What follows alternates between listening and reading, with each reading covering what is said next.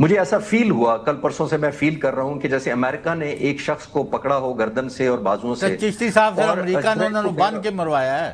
جی وہی بات کہہ رہے ہیں جو صاحب، وہی میں بات کر رہا ہوں کہ باندھا ہوا ہے امریکہ نے ہی، اور اسرائیل کو کہہ رہا ہے اس کو مارو، اور اسرائیل کو کہہ رہے ہیں ویسے تم بھی ٹھیک مار رہے ہو، اور جس کو پکڑا ہوا ہے اس کو کہہ رہے ہیں ویسے رو تم بھی ٹھیک رہے ہو، اور مجھے تم سے بھی ہمدردی ہے کہ مار پڑ رہی ہے۔ بالکل صحیح ہے چشتی صاحب۔ حسن دیکھیں، جو سارے مشرق وسطیٰ کے اندر امریکن پریزنس کا فائدہ جو ہو رہا ہے وہی تو اسرائیل کو ہو رہا ہے، ساری جو ہے وہاں سے ان کو انٹیلیجنس بھی مل رہی ہے، کہاں پہ بندے موجود ہیں یہ بھی سارا کچھ ہے، کیونکہ وہ سارے آلات وہ بھی امریکن ہی استعمال کر رہے ہیں۔ نہیں دیکھیں، یہ بات ماننے والی ہے کہ اگر تقابلی جائزہ لیا جائے، امریکہ کو بیچ میں سے مائنس بھی کر دیں تو ان کی ایئر فورس تکڑی ہے اسرائیل کی۔ قطر نے تو اس طریقے سے نہ کوئی پریکٹیکلی کوئی پرفارمنس دکھائی ہے، اور نہ ہم نے کبھی سنا ہے جی۔ بیسیکلی اب تو معاملہ یہ ہے کہ قطر جو ہے وہ اکیلا نہیں ہے، اب تو باقی جتنے ممالک ہیں وہ اپنی خیر منائیں گے کہ اس کا نمبر کب لگے گا۔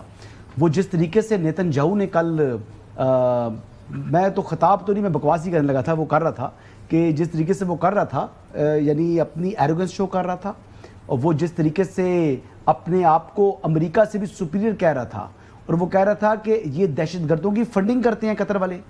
اب آپ نے اس ملک کو جو ہے وہ ان کے ساتھ ڈپلومیٹک رکھے ہوئے ہیں، رابطے بھی رکھے ہوئے ہیں، قطر نے جو ہے تسلیم کیا ہوا ہے اسرائیل کو، اور اس کے اوپر سے جناب آپ اس ملک کے اوپر اتنا بڑا الزام لگا رہے ہو کہ آپ دہشت گردوں کی فنڈنگ کر رہے ہو، آپ نے حماس کے لوگوں کو وہاں پر رکھا ہوا ہے جن لوگوں نے ہمارے ہاں جو ہے آ کے دہشت گردی کی ہے۔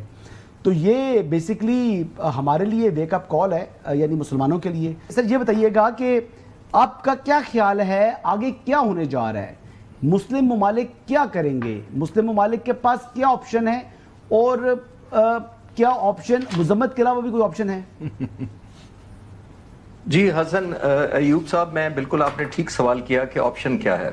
آپ دیکھیے پچھلے 2 سالوں میں اسرائیل نے تقریباً 7 سٹیٹس کے اوپر کوئی 14,000 کے قریب فضائی حملے کیے ہیں۔ 17,000 سر جو ایسٹیمیٹ آ رہا ہے 17,000 کا۔ جی اچھا 17,000 ہوگا شاید لیٹسٹ میرے پاس، میں نے کل دیکھا تھا سارا، تو 17,000 ہوں گے۔ چلے، میں یہ کہنا یہ چاہ رہا ہوں کہ انہوں نے عرب ملک یا نیبرنگ ملک جتنے ہیں ان کے لیے یہ نیو نارمل بنا دیا ہے۔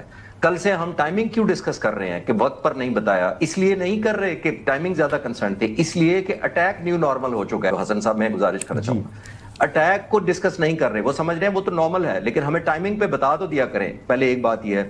اور جیسے آپ نے کہا کہ وہ it's a matter of time, it's not a matter of chance, یعنی کہ باری آنا اب وہ چانس پہ نہیں رہ گیا، اب صرف ٹائم کی بات ہے کہ کب، اور وہ بھی جس کو آپ کہہ رہے ہیں نیتن یاہو نے ڈیسائیڈ کرنا ہے پوری دنیا کے کس ملک پر کب حملہ کرنا ہے، جج جوری اور سب کچھ پنشمنٹ سب کچھ ایک ہی شخص دے رہا ہے۔ لیکن بدقسمتی سے کہ ہماری ڈس جوائنٹڈنس اتنی ہے۔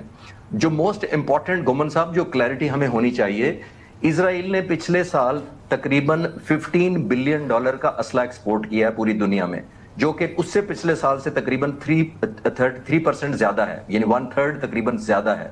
اچھا اس میں آپ نوٹ کریں 30% کے قریب تو ہمارے نیبرنگ ملک نے لیا ہے، ہندوستان نے ڈرونز اور دوسرے جس کا اس نے بڑا زبردست استعمال کرنے کی کوشش کی، لیکن الحمدللہ جواب دیا۔ 30% کے قریب باقی دنیا خریدتی ہے، اور آپ شاید سن کر حیران ہوں گے کہ اس 30% جو آخری ہے وہ مڈل ایسٹ کے ہمارے برادر ملک خریدتے ہیں اسرائیل سے۔